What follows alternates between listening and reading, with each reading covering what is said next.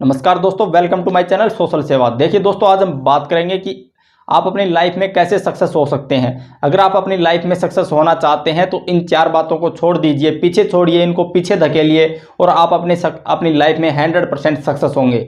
देखिए दोस्तों, जो पॉइंट्स है मैं आपको बताता हूँ। सबसे पहले क्वेश्चनिंग। आप किसी से भी कोई भी क्वेश्चन करते टाइम मत घबराएं। अगर आपके दिल में कोई क्वेश्चन है, कोई पर्सन है, तो उसका उत्तर जानने के लिए आप कुछ भी कर सकते हैं। कुछ भी करें, किसी भी हद तक जाएं, लेकिन उस क्वेश्चन को अपने दिल में बैठा कर न रखें। क्वेश्चन करें, क्वेश्चन का आंसर आपको मिलेगा, अब नहीं तो कुछ टाइम के बाद मिलेगा। क्वेश्चन किसी से भी कर सकते हैं। क्वेश्चनिंग करते टाइम आपको घबराना नहीं है। आपको सिर्फ किसी भी व्यक्ति से क्वेश्चन करना है, उसका जवाब कैसा भी मिले, अगर आप संतुष्ट नहीं है तो किसी दूसरे व्यक्ति से पूछें। अपने क्वेश्चन का आपने आंसर लेना है। देखिए, जब तक आप किसी से कुछ पूछेंगे नहीं, तब तक आपको उस चीज़ की नॉलेज नहीं होगी। क्वेश्चन करते टाइम आप घबराएं नहीं।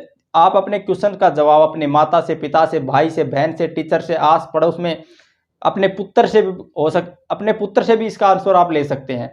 छोटे बच्चों से भी पूछ सकते हैं। हो सकता है आपको नहीं पता हो, आजकल बच्चे इतने टैलेंटेड होते हैं कि वो आपके जवाब का आंसर दे दें। तो इसलिए क्वेश्चनिंग करें। अब अगर आपके दिल में कोई क्वेश्चन है तो उसका जवाब आप ढूंढने की कोशिश करें। अगर आपके मन में कोई क्वेश्चन रहता है और आप उसको दबाए फिरते हैं तो आपके दिल पर एक वो भार बैठ जाता है और हमेशा के लिए वो बैठा ही रहता है और आपके दिल से उसका संकोच दूर नहीं होता। फिर आप घबराते रहते हैं, उसके बारे में आपके दिल में चलता ही रहता है कि सर मुझे तो इस क्वेश्चन के बारे में पता नहीं था। देखिए, आपको घबराना नहीं है। कोई भी क्वेश्चन हो, किसी भी टाइम, किसी भी व्यक्ति से आप पूछ सकते हैं।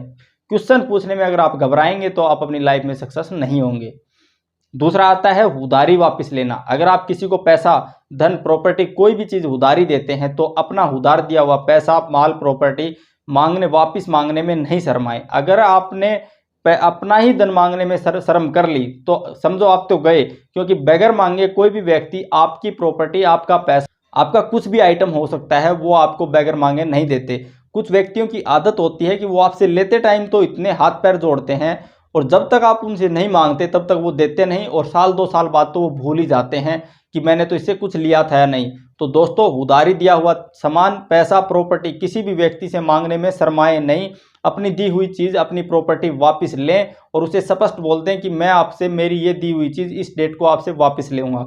और वो टाइम आता है, बगैर घबराए, निसंकोच आप उसके घर पे जाएं, उसको कॉल करें, उससे पूछें कि मेरा वो आइटम, मेरी प्रॉपर्टी, मेरा पैसा आप वापस दें। अगर आप अपना ही धन, अपना ही पैसा किसी को देते हैं और उधारी मांगने में शर्म करते हैं तो आप सक्सेस नहीं होंगे। उसके बाद आता है जब आप किसी के घर पे जाते हैं और वो व्यक्ति आपके लिए, आपकी अच्छी खातिरदारी करता है, आपके लिए बेस्ट खाना बनाता है, दिल से आपके लिए कुछ सेवा करता है, तो आप भी मन से उसको खाएं। अगर आपको और भूख लगी है तो आपसे उससे मांग कर ले सकते हैं। अगर आप खाना खाने में शर्म करते हैं तो ये सबसे बड़ी आपकी भूल होगी। आपको शर्माना नहीं है। देखिए, वो आप ही के लिए खाना बनाता है। वो चाहता है कि मेरे घर पे आया है, मेरे घर की चाय तो पी के जाए। देखिए, व्यक्तियों के मन में होता है, बहुत से व्यक्ति ऐसे होते हैं, उनके दिल में ये होता है कि मैं इस व्यक्ति को पता नहीं क्या खिला दूं, क्या पिला दूं, और आप उस व्यक्ति के घर पे जाते हैं और खाने में संकोच करते हैं तो उस व्यक्ति को भी दुख होता है और आप तो उसके साथ सबसे बड़ा पाप करते ही हैं। तो देखिए, कोई व्यक्ति आपको दिल से खिलाता है तो उस भोजन की आप इज्जत करिए, उसको खाइए, तन मन धन से उस व्यक्ति के साथ बैठिए और खाना खाने में अगर किसी प्रकार का संकोच न करें। कोई भी व्यक्ति आपको कुछ भी खिलाए, अगर वो दिल से खिलाता है तो आप उसको भी दिल से खाइए। खाना खाने में किसी प्रकार का संकोच न करें। उसके बाद आता है किसी भी व्यक्ति को अपनी बात समझाना। देखिए, किसी भी व्यक्ति को अपनी बात समझाना ये आपकी जिम्मेवारी बनती है। उसको समझ में कैसे आएगा ये आपको सोचना है, क्योंकि कोई भी बात अगर आप किसी व्यक्ति को समझाना चाहते हैं और वो आपसे संबंधित है, आपको उसमें बेनिफिट होता है, तो आप उस व्यक्ति को एक बात कैसे भी समझा सकते हैं।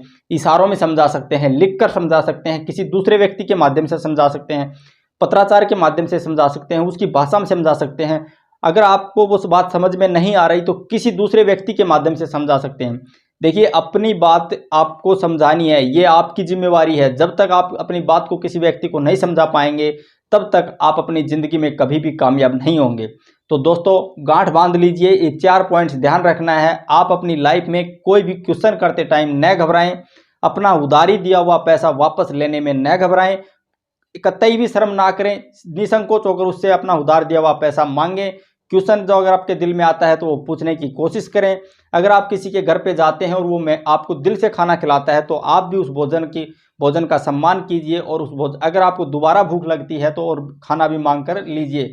जिससे उस व्यक्ति को दिल को भी शांति मिलेगी। उसके बाद अपनी बात को आप कैसे समझाएंगे, अपनी बात समझाना ये आपकी जिम्मेवारी है। अगर आप इन चार बातों का ध्यान रखते हैं तो आप अपनी ज़िंदगी में सक्सेसफुल इंसान होंगे। तो दोस्तों, अगर आपको वीडियो अच्छी लगी तो प्लीज़ वीडियो को लाइक, शेयर, सब्सक्राइब करें, ताकि जब भी मैं कोई नई वीडियो डालूं उसका नोटिफिकेशन सबसे पहले आपके पास पहुंचे। Thank you.